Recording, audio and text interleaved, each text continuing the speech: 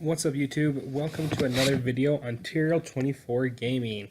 Sorry it has been so long since my last upload, guys. To be honest, I've had a lot going on the last few weeks. We've had a passing in the family. I got super sick. I actually ended up losing my voice for a good 5 days. And then to top it all off, I've had finals. So it's been a stressful past few weeks, but I'm back and I'm here to bring you guys some top 10 Pokemon videos. Today I wanted to discuss top 10 traded Pokemon. I was talking to my brother-in-law a few weeks ago, and we're both doing a playthrough right now of Pokemon Gold through the East on our 3DSs. And we started discussing the original 4 traded Pokemon with Alakazam, Gengar, Machamp, and Golem. And we just started talking about them, and we ranked them based off our favorites, and oddly enough, our lists were the exact opposite. And so it got me thinking, like, what are some good traded Pokemon? And so I wanted to go through and discuss my top 10 personal favorite, or my top 10 best traded Pokemon. For those of you who don't know, trading has been with Pokemon forever.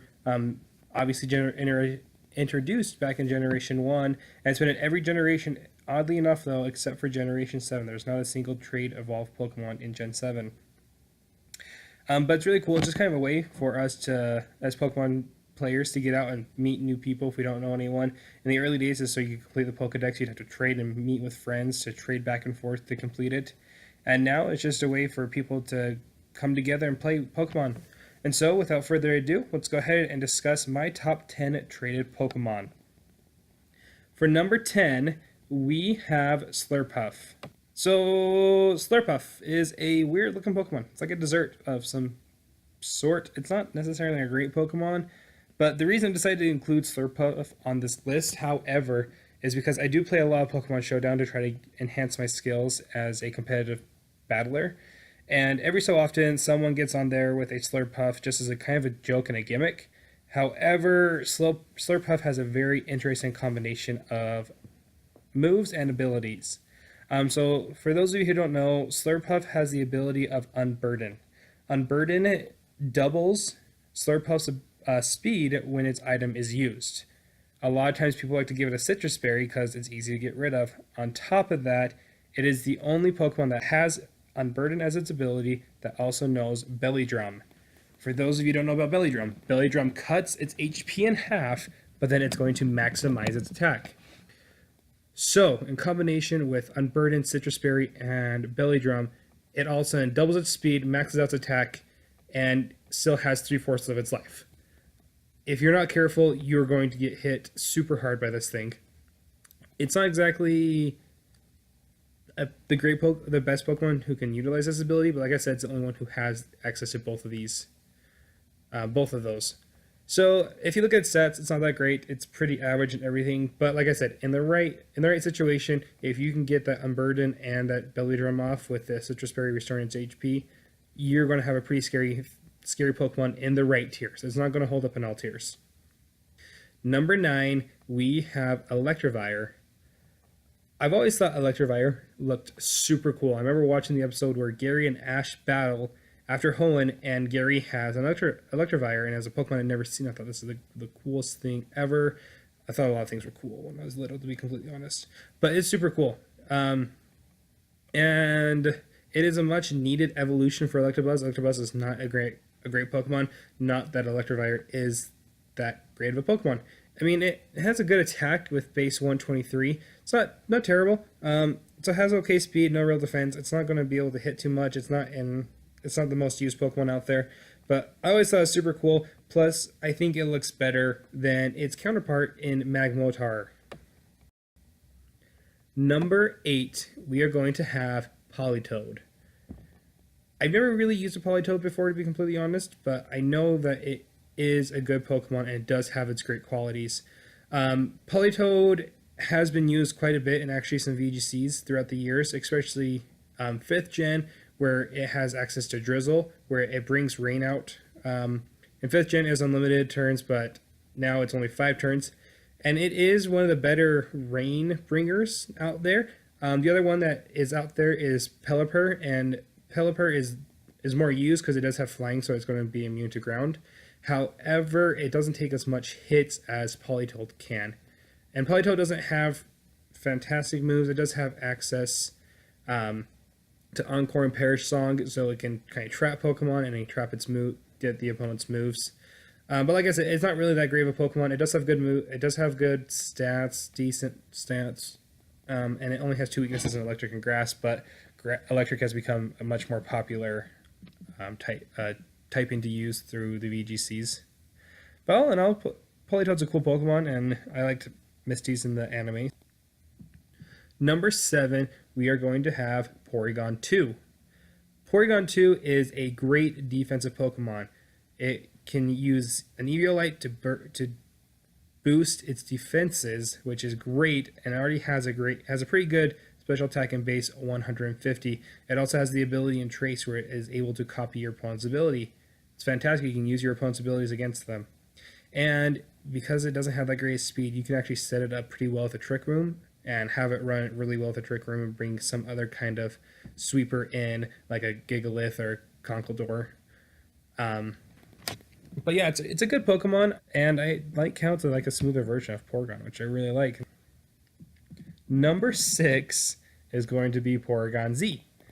So I decided to split Porygon 2 and Porygon Z into separate ones because they each do require a separate item to evolve into their forms, and so that's why I decided to include them separately. I also do like Porygon Z better than Porygon 2. Porygon 2 is by far way more offensive. It gets a bigger boost in special attack.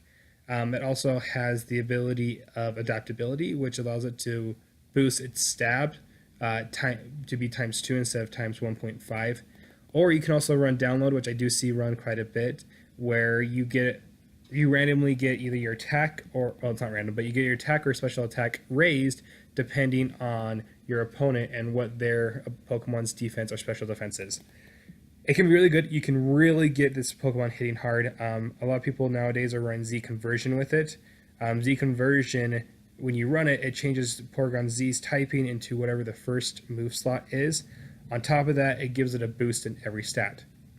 So it does take a turn or two to set it up, but if you can set up this Porygon Z, it is scary and you do to watch out for it.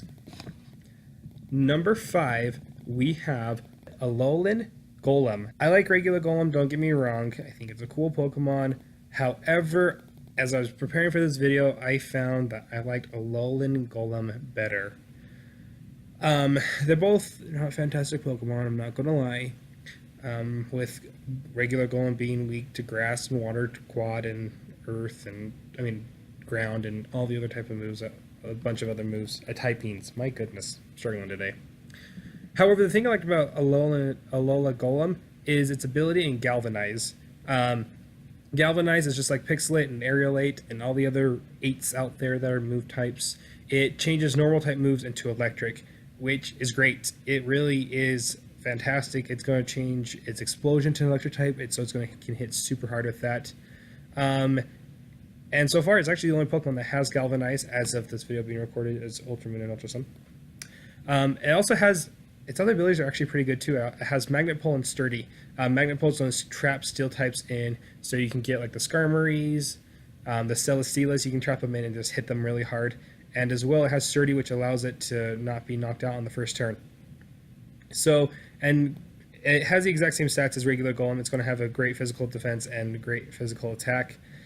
It doesn't have any other stats outside of that. It's super slow. You could maybe try to run Trick Room with it, potentially. And especially, it has not taken any hits whatsoever. Plus, it does have a quad weakness to ground, which we all know how rampant Earthquake is and always has been, which makes it hard for Alolan Golem to come and set up. It does also have access to Stealth Rocks, making it one of the better users of Stealth Rocks. It can go in the first turn, use Stealth Rocks, and then kind of just kill itself and use Explosion to nuke whatever is near it. So, like I said, I feel like Alolan Golem is a lot better than regular Golem, and I feel like Alolan Golem has so much potential, but I just don't feel like it really lives up to that potential, and so that's why it's number 5 on this list. Number 4, we are going to have Kingdra. Kingdra is a fantastic Pokemon. It's got okay stats if you look at it, but what really sets it apart, makes it really a great Pokemon is its ability of Swift Swim. Swift Swim is going to double its attack, double its speed, excuse me, which actually makes it one of the fastest Pokemon not using Choice Scarfs. As well, it is a water dragon, so it gets rid of its weakness to ice, which is really nice. It's still weak to fairy, and it's going to still be weak to dragon. But because of that, it also does give it pretty good defensive coverage and just good coverage in general. Outside of the rain, it's not going to be that good, and it only has average stats. It's a good Pokemon, don't get me wrong, and is definitely a threat when the rain is out. And like I said, it's one of the best Swift Swimmers out there. Get rid of the rain, though. It's a pretty average Pokemon that is going to struggle. Number 3, we are going to have Scizor. Just so everyone's aware, anytime on this list there's a trade Pokemon that does have Mega Evolution, I will be mentioning the Mega Evolution as well. Scizor is a great Pokemon and has been a great one ever since it was introduced back in Gen 2. It does have the Bug Steel typing, which does make it only weak to fire. However, it is quad, so it's kind of a down part, but it doesn't have any real weaknesses outside of that. Plus, as Scizor has great attack and defense, and a great ability with Technician. You don't really want to use its other abilities. Technician makes all moves with base 60 power or less do 50% more damage. So you can get moves like Pursuit and Bullet Punch, which are base 40s, I believe, doing base 60, which isn't that great, but it is a good boost. However, it does lack a little bit in speed, which makes it a little more difficult, but it does have really good moves that help it out. It's Pursuit. If a Pokemon tries to switch out, you can just Pursuit, and it's going to do double damage on that. Plus, its Mega Form is exactly what Scizor does, but better. Like I said, again, it has Technician, but it does have a base 150 attack and a defense, base 150 attack and defense, with a base 100 special defense. It's a good Pokemon, but its Mega Evolution still suffers from the same weakness. It does have bad speed with base 75 speed. Alright guys, number 2, we are going to have Gengar. Gengar is the original Ghost. It is so cool, and like I mentioned, it's one of the 4 original traded Pokemon to evolve. It has always been one of the best Pokemon out there. It's always been top of the competitive battling. It is a great special sweeper. And in my opinion, it got a little nerfed in Gen 7 because it's been so good. Up until Generation 7, its ability had always been Levitate, which makes it immune to ground-type moves. For some reason, Generation 7, they changed its ability to Curse Body, which makes sense. I mean, it's a ghost. If you hit it, you can get cursed from it. I mean, the idea of it makes sense. For those of you who don't know, Curse Body makes it so there's a 30% chance that the move that hit Gengar is disabled. It's not a terrible ability, but my biggest problem with it is Gengar just doesn't have any defenses to be able to really utilize it. And I think Levitate was just much better ability because, like I said, to make it immune to ground. But because of its weak defenses, if Earthquake goes out, it's not going to survive that hit. But it's still a great Pokemon. It's going to hit super hard. It's going to hit super fast. Mega Gengar, again, is able to do the exact same thing that Gengar is able to. Plus, it's actually going to be able to take a few more hits. It does get a little bit of a boost in its defenses. It's not going to make much of a difference, but it is a lot faster, and it is going to hit so freaking hard. Base 170 special attack is absolutely ridiculous. Plus, Mega Gengar does gain the amazing ability of Shadow Tag, which it can only be used in Ubers. Shadow Tag prevents your opponent from switching, basically making it so if you get Mega Gengar out, you get to choose who Mega Gengar faces in battle. It's fantastic. It is a great Pokemon. Alrighty guys, before we get to number 1, we're going to go over some honorable mentions. Honorable mention number 1, we're going to have Machamp, one of the first 4 original trade-only Pokemon. I like him. I think it's really good. It's just not as good as it could be. Even with its ability in No Guard, it's just not a good Pokemon anymore. And then as well, we're going to have a 2-Jet Pokemon from Gen 5. We have Gigalith and Conkeldurr. I mentioned them both earlier. The really nice thing with those guys is if you can get a Trick Room up, they're one of the best Trick Room sweepers, especially Conkeldurr. It is able to hit really hard. Alright guys, so number 1 on this list, we are going to have Alakazam and Mega Alakazam. So Alakazam is actually the initial reason I thought of doing this video and what got my brother-in-law into this debate. I had Alakazam at number 1. He had Alakazam at number 4 in our respective lists. I think Alakazam is, out of the 4 originals, I think he's the best, if you want my honest opinion. Alakazam is a great Pokemon. It has a great ability with Magic Guard, which prevents it from getting indirect moves. So Stealth Rocks, Burn, Poison, Sandstorm, Hail, those aren't going to do anything to him. He has to actually be hit to get hit with damage. Plus, it actually hits faster and harder than Gengar with base 135 special attack and base 120 speed, and has a decent defense and base 95 special defense. And a great move pool. It gets a variety of moves. However, its biggest weakness is going to be its physical. It has absolutely no physical attack or defense. It just can't take a hit physically at all. Not that it's going to take much of a hit specially either. Mecha, as usual, its Mega form isn't much different. It does gain a little bit of boost in defense, but it gains a ridiculously big boost in special attack and speed, and a little bit in special defense as well. With also gaining the ability of Trace, which again allows it to copy its opponent's abilities, basically using it to your advantage or against them, depending on what the ability is. It's a great Pokemon. Personally, one of my favorites. I have been hurt so many times by Mega Alakazam just coming out and just sweeping through my team. It's a great Pokemon. And interesting little fact about Mega Alakazam, I think I've mentioned it before, but in 6th generation, Mega Alakazam was the only Mega form to not get the full 100 boost in stats. It has been fixed in Gen 7, but it got 90 instead of 100. So technically, it's a little bit better than it was in Gen 6.